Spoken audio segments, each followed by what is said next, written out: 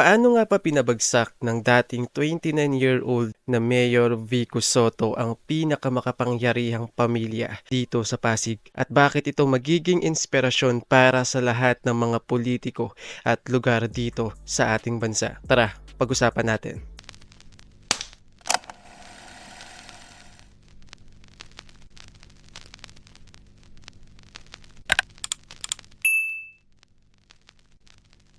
What's up sa inyong lahat mga kapareng? Bago ang lahat, don't forget to like and subscribe. Ako nga pala si Mr. Realitex, nakatira dito sa lungsod ng Pasig. At syempre ang pinagmamalaki namin na aming Mayor Vico Sotto. Okay, ngayon, gusto ko lang pag-usapan po natin, balikan natin ang nakaraan kung paano nga ba pinabagsak ng bagito lamang noon na si Mayor Vico Sotto ang pinakamakapangyarihang pamilya dito sa Pasig na namuno ng halos 3 dekada. Sa mga hindi po nakakaalam, nagsimula po ang journey ni Mayor Vico sa politika bilang konsehal. So dito po siya nagsimula. At kahit na siya ay councilor pa lamang o konsehal pa lamang, ay hindi na po talaga siya gumagamit ng mga tarpaulin sa pangangampanya. So, yung kanyang pangangampanya ay bahay-bahay. Sa mga hindi po nakakaalam, si Mayor Vico po ay nagsimula bilang konsehal po ng Pasig. So, dito po nagsimula yung kanyang journey dito sa amin sa Pasig bilang councilor.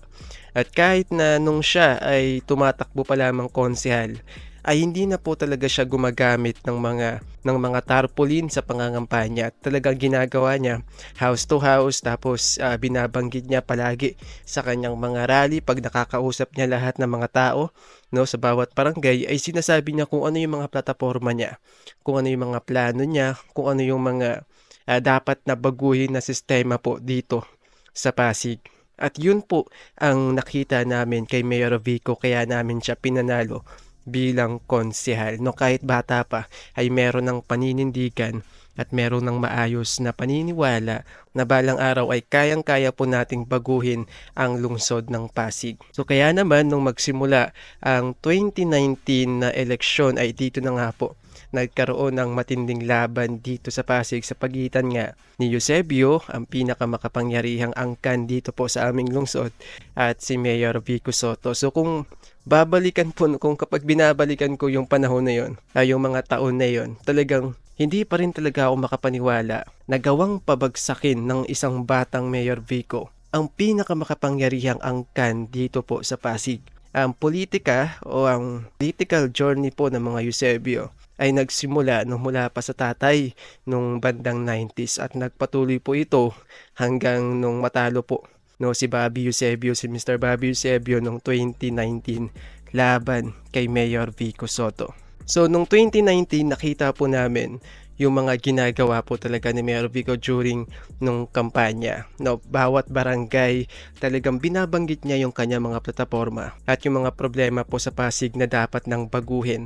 At paulit-ulit po namin sinasabi dati, iba naman. 'Di ba? Iba naman kasi gusto rin po namin maranasan ng panunungkulan ng iba, 'di ba? Hindi na sa isang pamilya lamang. And to be honest with you po, no, marami po sa mga Pasigueño ang naghahangad na po talaga ng pagbabago kasi kung babalikan po kasi natin, no, nung bago magsimula yung 2019 election, may tuturing na po ang Pasig bilang Eusebio Country.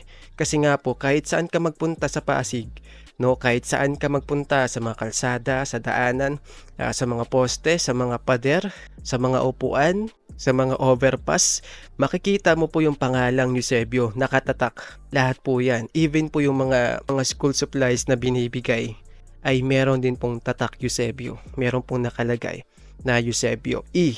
Short for Eusebio. So kaya nga po marami ang nagsasabi dati, kahit sa mga balita, na ang Pasig daw po ay isang Eusebio Country. Dahil nga po, parang ganoon na rin kasi 'di ba? Kasi parang pagmamayari na po ng pamilya Eusebio yung Pasig.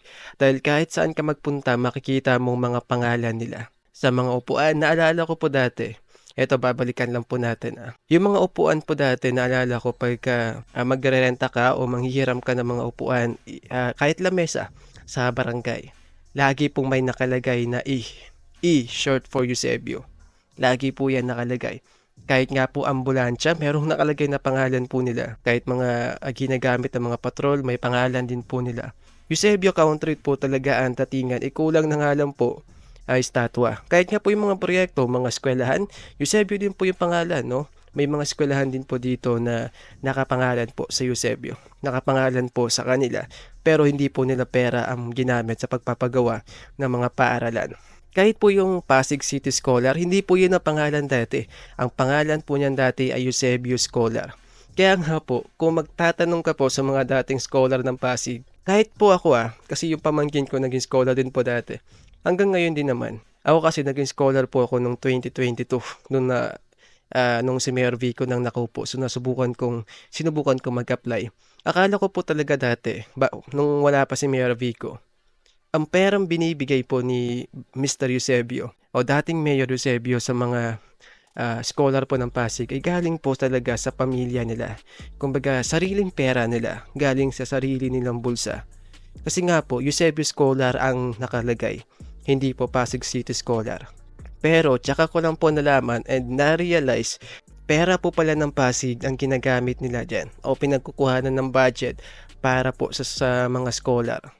Kahit nga po yung mga dating scholar ng Pasig, kahit mga estudyante, magtatanong ka po sa kanila dito sa amin sa Pasig, sasabihin nila, akala rin nila dati, galing po sa pamilya Eusebio ang perang binibigay sa mga scholar. Kasi nga po, pangalan nga nila ang nakalagay. Pero hindi pala, pera pala ng Pasig.